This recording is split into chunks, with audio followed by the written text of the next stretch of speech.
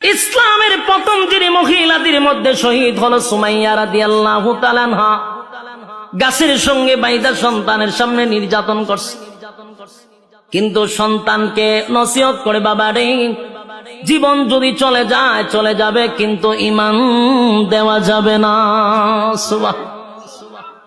ঈমান দেয় না, কারণ জীবন চলে গেলে জান্নাতের ভিতরে আমার আল্লাহ জীবন দিবে গো, কিন্তু ঈমান চলে গেলে আর কোনদিন ঈমান পাওয়া যাবে না। ঈমানের পরীক্ষা যুগের পর যুগ যারা ঈমান আনছে তাদের উপরে পরীক্ষা আসছে, শুধু আমাদের নবীর সাহাবায়ে কেরামদের যুগে নয়, এর আগেও যারা ঈমান আনছে তাদের উপর পরীক্ষা হয়েছে। কথা কয় না? ঈমানের পরীক্ষা আসছে।